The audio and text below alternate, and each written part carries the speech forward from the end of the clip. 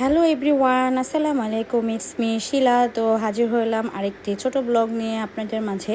তো আমরা সেদিন হঠাৎ করে উত্তরা চলে যাচ্ছিলাম অদ্রিকার দাদা দাদির বাসায়। তো সাডেন প্ল্যানে যাওয়া। তো ফার্স্টে আমরা মেট্রো রেলে চলে গেলাম। তারপরে প্রচণ্ড প্রচণ্ড মানুষ ছিল ওই দিন। আর ওই দিক দিয়ে অদ্রিকার বাবা চলে গিয়েছে। তো আমরা তারপর বাসায় চলে গিয়েছিলাম, আর ক্লিপ নেওয়া হয় নাই। তো তারপর যে দেখি মা অনেক কিছু রান্না করেছে, গরু মাংস, মুরগির মাংস।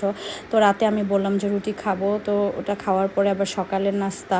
তো আমার বাসায় গেলে বারান্দায় বসে নাস্তা করতে খুবই ভালো লাগে, চা খেলাম। আর এই তো তারপরে ওই দিন ছিল ফ্রাইডে। আমি একটু রেডি হয়ে গেলাম অদ্রিকার বাবার সাথে বের হব। আর অদ্রিকা অলরেডি দিদার সাথে চলে গিয়েছে বাহিরে আর দাদার অফিসে। তো যাই হোক, আমরা বের হয়ে গেলাম। তো আবরার চুল কাটানোর জন্য ফার্স্টে আমরা যাচ্ছিলাম 11 নম্বর সেক্টরে। তো ওইখানে যাওয়ার পরে যেই দোকানটা আর কি সেলুনে চুল কাটাবো, উনি ছিল না, অদ্রিকা বাবার অনেক পরিচিত আগের। তো যাই হোক, সেখানে যাচ্ছি। তো অনেক টাইম ওয়েট করলাম, বাট সে নাকি একটু কাজে বের হয়েছে, তো আসতে পারবে না। তো তারপর আমরা আরেকটা সেলুনে যাচ্ছিলাম। তো এই সেলুনটা আগে অনেকবার আসা হতো উত্তরা থাকতে। তো অদ্রিকার বাবার সাথে প্রায় আমি যেতাম। আর এই তো তারপর আমরা একটু চা খেতে যাব। একটা পার্কে গিয়েছিলাম, ওইটা আবরারের একটা ছোট ব্লগে দেখেছিলেন, আবরার নিজেই ভয়েস দিয়েছিল। তো যাই হোক, তারপর আমার এই চাটা খুব ফেভারিট। এটা জমজমটার অপোজিটে একটা রেস্টুরেন্টে পাওয়া যায়। চাটা আমার কাছে অনেক ভালো লাগে। তো ওই দিন এত খাবার খেয়ে বের হয়েছিলাম, অন্য কিছু খাওয়ার আর কি ইচ্ছে ছিল না, চাটাই খেয়ে চলে আসলাম জয় ভাইয়ের দোকানে।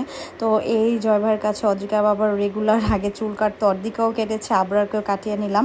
তারপর বাসায় এসে দেখি মা অনেক ধরনের পিঠা বানাচ্ছিল। এটা অদ্রিকার জন্য চিকেন পিঠা, তো মুরগির মাংসের কিমা দিয়ে। তারপর তেলের পিঠা বানিয়েছিল, পাটিসাপটা বানিয়েছিল। তো যাই হোক, আমি সব কিছু একটা ব্লগের মধ্যে দিয়ে দিচ্ছি। তো এটা অনেক দিন আগেরই ছিল, আমি মাঝখানে একদমই রেগুলার ছিলাম না, তাই আর কি দেওয়া হয় নাই। তো যাই হোক, তারপরে এই তো পিঠা বানানো শেষ। আর আমি একটা বানিয়ে দেখছিলাম কেমন হয়। মাশাআল্লাহ অনেক ভালো হয়েছে, অনেক সুন্দর ফুলছে। তো এখনই দেখতে পাবেন কি সুন্দর ফুলে উঠছে, অনেক ভালো হয়েছিল।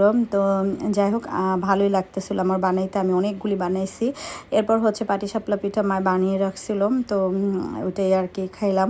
আর আমরা চলে আসছি কোথায় জানেন, রাবেয়া সুন্দরী বিউটি পার্লারে 11 নম্বর সেক্টরে। তো আমি ব্রু প্লাক করবো, তাই চলে গেলাম এই আপুর পার্লারে। তো আপুর পার্লারটা অনেক সুন্দর ছিল, বাট আপু ছিল না। আপু আসতেছিল, বাট আমি ওয়েট করতে পারিনি। অদ্রিকার বাবা অফিস থেকে এসে নিচে আমার জন্য ওয়েট করতেছিল। তো আমি শুধু ব্রু প্লাকে করেছি, নেক্সট টাইম গেলে আমি অন্য কাজও করব। তো ওনাদের ব্রু প্লাক যেহেতু করেছি, কাজটা খুবই ভালো হয়েছে, আমার কাছে খুব পছন্দ হয়েছে। তো যাই হোক, আমি একটু ঘুরে দেখছিলাম, আর এই যে অ্যাড্রেসটাও আপনাদের দিয়ে দিলাম। পার্লারটা খুবই সুন্দর ছিল, আপুর বোন ছিল মেবি।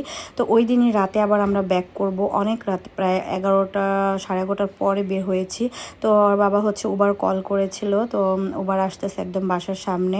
তো অদ্রিকার দাদা আমাদের আগায় দিতে আসছে বাসার সামনে। তো আর এই তো আমাদের উবার চলে আসছে। তো আমাদের বাসায় আসতে আসতে ওই দিন প্রায় রাত 2টা বেজে গিয়েছিল, কারণ আমরা একদিক দিয়ে আসতেছিলাম, ওদিক প্রচণ্ড জ্যাম ছিল। আবার ঘুরে আমরা অন্য দিক দিয়ে গিয়েছি, তাই একটু লেট হয়ে গেছে। আর রাতের নির্জন শহর আমার কাছে বরাবরই অনেক ভালো লাগে, খুব ভালো লাগতেছিল। একদম সব নিরবিলি, দোকানপাট সব কিছু বন্ধ ছিল। আর উত্তরা এরিয়াটা তো এমনিতেই একটু নিরবিলি আর ক্লিন ছিল, খুব ভালো লাগছিল দেখতে। তো আমরা ডিয়াবাড়ি দিয়ে বের হব, তাই আমরা ওদিক দিয়ে যাচ্ছিলাম।